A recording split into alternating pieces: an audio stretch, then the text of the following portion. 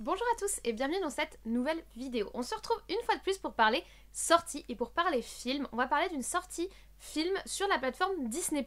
Oui, encore une fois. On a parlé lundi de la sortie de Fresh et cette fois-ci on va rester dans le thriller d'horreur puisque très récemment on a également proposé le film Sans issue. Le film ne m'attirait pas particulièrement à la base, à part peut-être l'affiche et le concept d'avoir un huis clos. Et en soirée comme ça, parce que j'avais du temps et que je travaille en même temps, je l'ai lancé. Et franchement, je suis allée de surprise en surprise, donc on en parle juste après.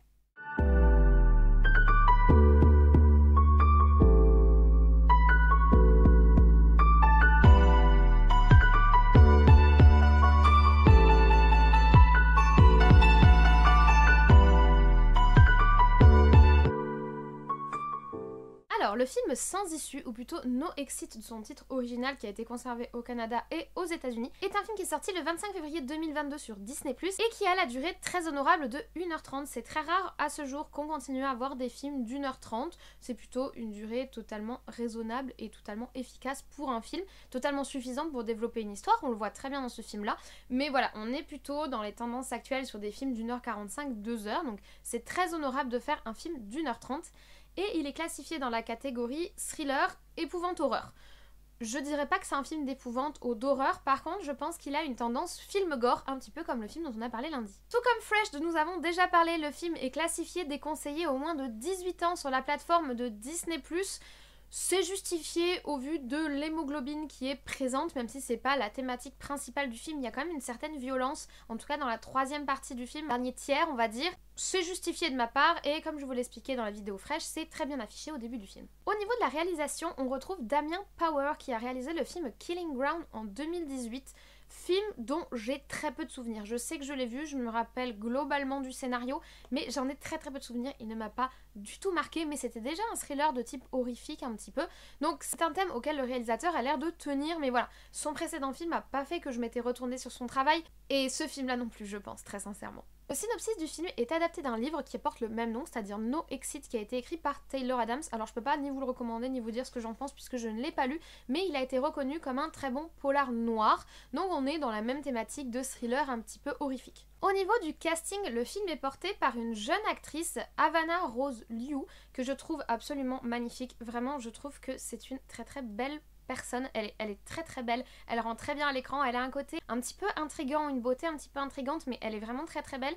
C'est son premier film, en tout cas de ce que j'ai trouvé, mais elle va également jouer dans l'adaptation du Ciel est partout, donc c'est l'adaptation d'un livre de J.D. Nelson que j'adore. Entre le fait que ce soit un livre que j'aime beaucoup et l'actrice qui, je trouve, joue très bien dans le film, a beaucoup de subtilité, dégage une très belle énergie à l'image, etc. Du coup, j'attends le projet d'adaptation de ce livre avec pas mal d'impatience, ce qui est assez rare, puisqu'en général, j'aime pas qu'on adapte des livres que j'aime. Mais voilà, en tout cas, c'est une jeune actrice assez prometteuse, je trouve. Elle partage l'affiche avec Dani Ramirez, qu'on a notamment vu dans la série Falcon and the Winter Soldier du MCU, sur la même plateforme Disney+. Et honnêtement, là, je l'ai trouvé vraiment en dessous. Bon, dans Falcon and the Winter Soldier, il a pas un énorme rôle, mais bon, il fait le taf. Là, je l'ai trouvé un petit peu en dessous et c'est pas le seul. Je trouve que, hormis notre héroïne, qui est jouée par Havana, la plupart des personnages sont un petit peu en dessous. Mais on va le voir, le problème de définition des rôles ne porte pas qu'au rôle et qu'au casting. En fait, on a vraiment un problème de définition de ce qui se passe dans ce film, que ce soit au niveau des caractères des personnages ou que ce soit vraiment au niveau de l'intrigue elle-même. Donc ça m'étonne pas. Je pense que c'est assez...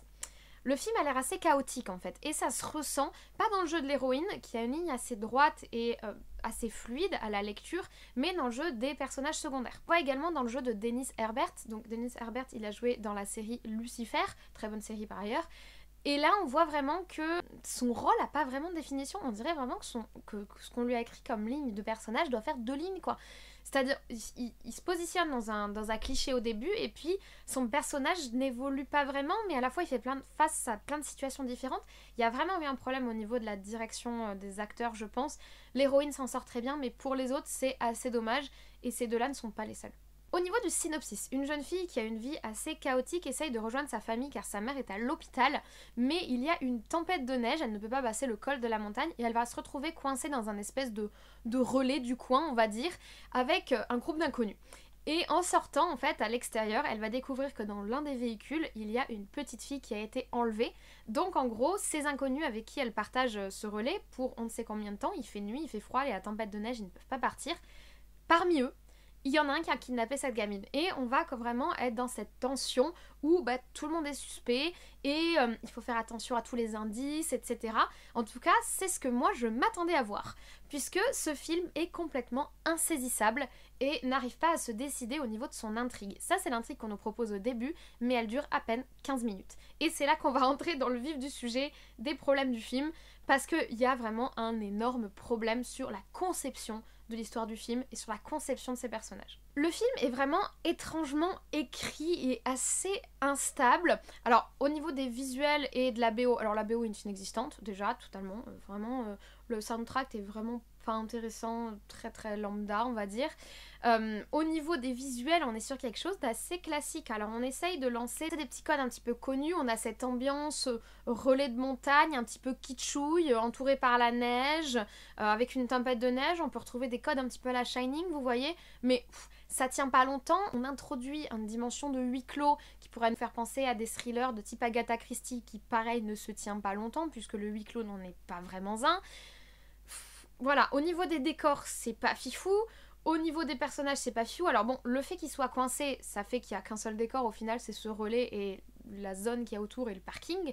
En gros, mais au final, leurs fonctions sont pas vraiment très très définies. On a une zone en travaux, on sait pas trop pourquoi, on sait pas trop en quoi ça sert l'intrigue.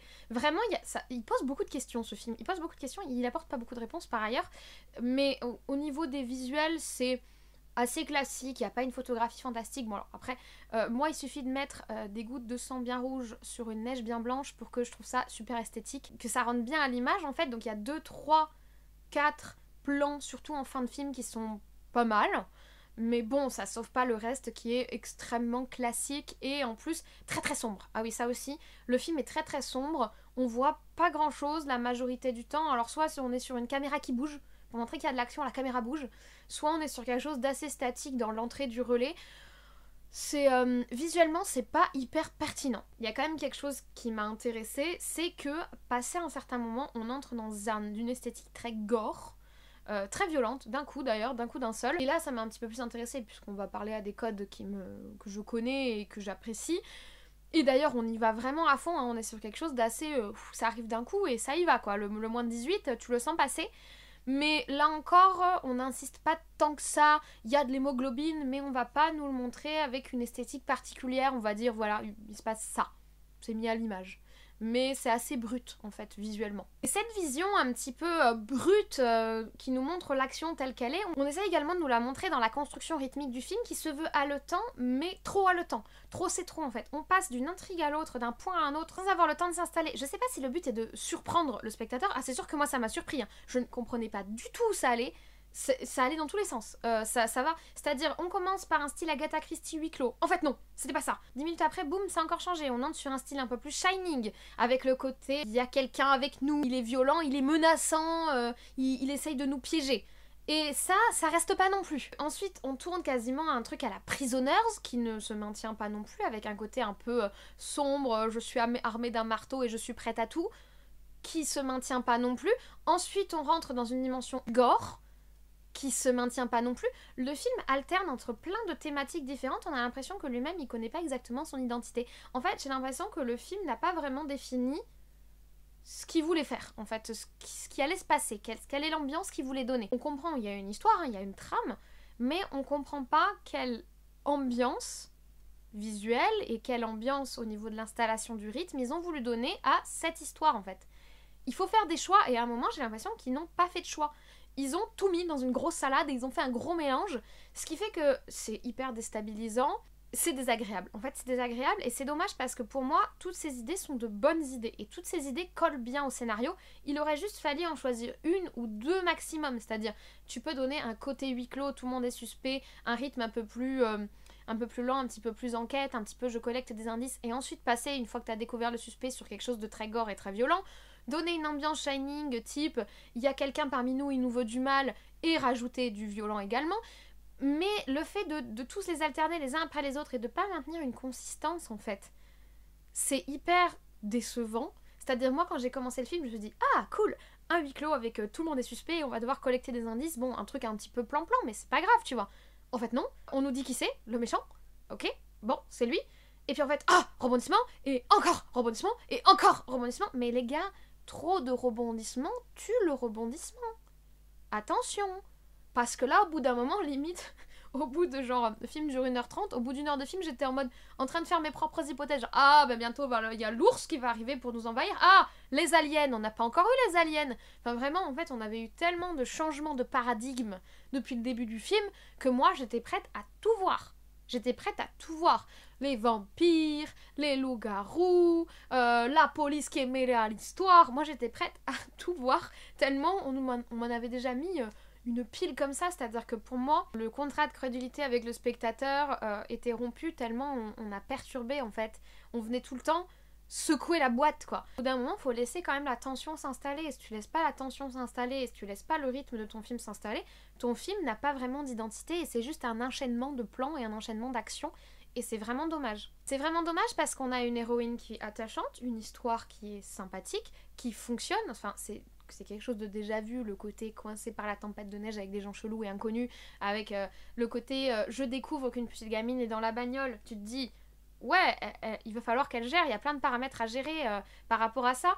Et ils ont proposé des arcs qui sont intéressants. Je veux dire, bon, moi, personnellement, le côté gore, je le trouve intéressant, la façon dont ils l'ont apporté. Par rapport à la personnalité de la petite fille, je trouve qu'ils ont proposé quelque chose de très intéressant également.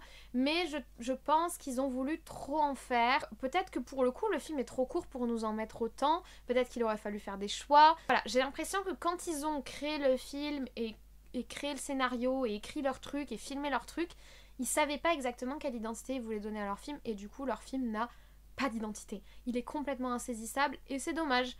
Tu passes un bon moment et je peux vous recommander pour une petite soirée de semaine parce que tu passes un bon moment et puis au final il se passe tellement de trucs que t'as pas forcément le temps de t'ennuyer. T'as le temps de te dire oulala là là, il se passe trop de trucs mais tu t'ennuies pas, je me suis pas ennuyée. Et franchement l'héroïne se défend super bien là, cette Havana Liu, très très bien. Mais bon, c'est dommage parce que je pense qu'on aurait pu tirer un meilleur parti du potentiel de base. Voilà.